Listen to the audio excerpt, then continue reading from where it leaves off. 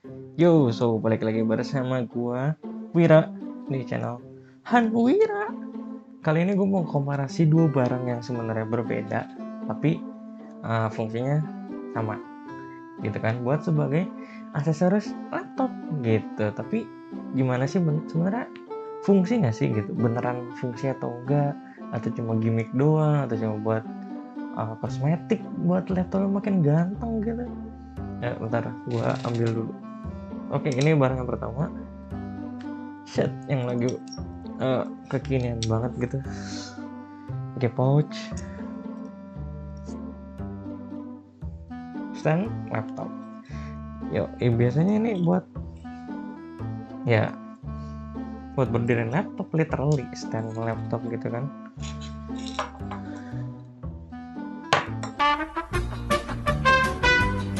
Aduh, nggak masuk gitu. Set, ya ke gambar lah ya laptopnya gimana. Agak susah mendahinnya. Sudahlah. Barang kedua, set. Oh, ini laptop Aquiler cooling pad. Sebenarnya udah ada di video sebelumnya buat pengetesan cooling pad ini. Sama persis barangnya X-Cool juga, seri berapa gue lupa ya. Silakan klik card yang di atas buat lihat review tentang ini khusus. Nah, sekarang kita mau komparasi gitu versus ini bisa nggak ya. Nah, begitu kira-kira gambaran laptopnya kalau pakai cooling pad.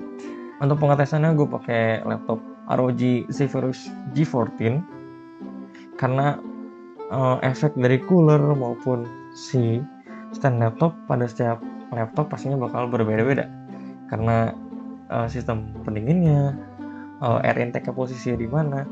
Makanya gue spesifik kali ini di ROG G14 Zephyrus. Ini bagian bawahnya dia cukup menyebar, air intake-nya jadi nggak cuma satu titik doang. Cukup sesuai dengan cooling pad yang ini karena fan-nya juga banyak gitu kan. Oke, untuk tes pertama menggunakan Cinebench R15. Untuk CPU-nya Ryzen 5 4800 HS di run 5 kali di R15 dengan posisi cooling pad-nya itu dicolok langsung ke listrik bukan ke laptop karena biar nggak mempengaruhi arus di laptop juga. Dan si stand-nya gue set ke level 3 karena ada 7 pengaturan, ini ke level 3 aja yang tengah-tengah. Oke, average score untuk mode default nggak pakai cooling pad, nggak pakai stand, itu average-nya ada di 1342, maksimalnya ada di 1398. Posisi stand itu ada di 1387 untuk average-nya, dan maksimal ada di 1430. Nah, untuk pakai cooling pad average-nya ada di 1395 dan skor maksimalnya di 1433. Untuk suhu rata-ratanya saat run Cinebench R15 ini suhunya pas udah di run ke 5 kali. Untuk mode default nggak pakai stand, nggak pakai cooling, itu di 63 derajat Celcius. Pas pakai stand itu 50 derajat, dan pada saat pakai cooler ada di 49,5 derajat. Ya, kalau untuk skor dari Cinebench R15 emang nggak terlalu signifikan kelihatannya antara pakai cooling, pakai stand, atau mode default. Tapi kalau kita lihat dari average suhunya cukup impresif. Perbedaan average suhu dari default dan cooler itu hampir 14 derajat Celcius. Lanjut ke tes game, karena biasanya kan kalau ngegame itu bikin CPU panas gitu kan, sampai bisa bikin telur gitu kan, sampai telurnya tuh mateng. Tapi tidak disarankan karena ya ngapain gitu ada penggorengan, kenapa pakai CPU kan, ngapain. Oke, untuk pengajian gamenya kita pakai The Witcher 3 DirectX 11. Untuk FPS-nya sendiri itu hampir nggak ada perbedaan, cuma 1 atau 2 FPS aja perbedaannya, dan menurut gue itu nggak signifikan, jadi kita langsung lupain aja gitu, di skip aja udah, nggak usah di FPS, nggak terlalu ngaruh soalnya. Yang pertama GPU, setelah ngegame sekitar 10-15 menit, maksimal temperatur GPU untuk yang mode default 70 derajat, pakai stand dan cooler di 67 derajat.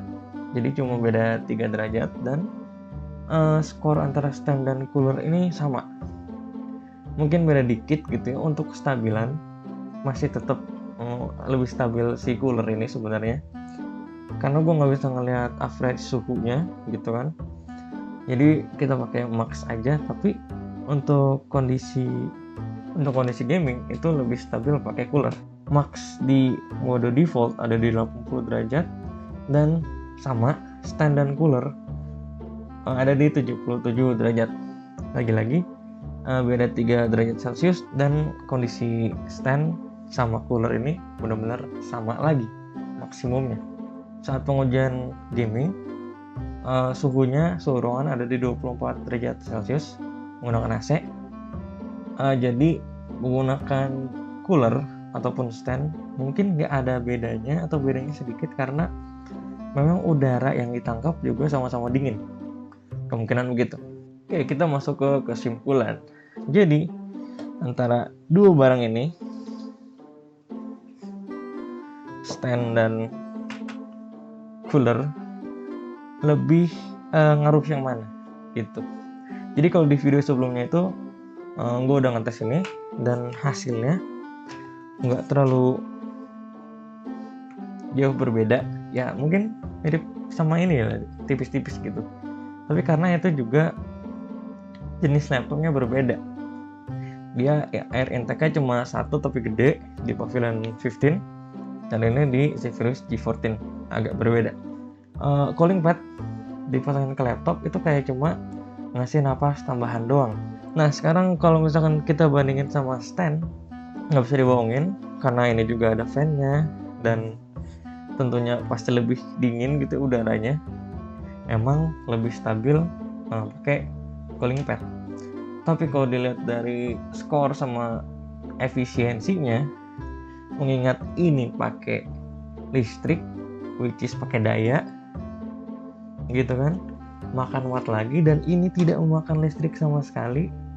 Kalau untuk ditanya yang lebih worth it mana antara ini stand dan cooling pad dengan harga yang sama, ini unit gue beli 160, X-Cool itu 150.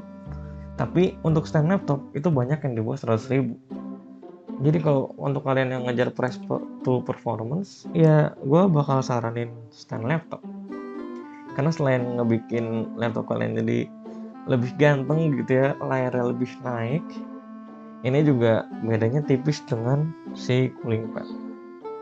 Tapi balik lagi kalau misalkan di skema pengujian yang lebih berat gitu, mungkin 3D modeling atau gaming dalam waktu 2-3 jam, secara teori pakai cooling pad bakal lebih stabil untuk suhu laptop kalian karena dia bakal nge-supply udara dingin terus dibandingkan dengan stand laptop yang ya sesuai dengan udara di sekitar aja gitu.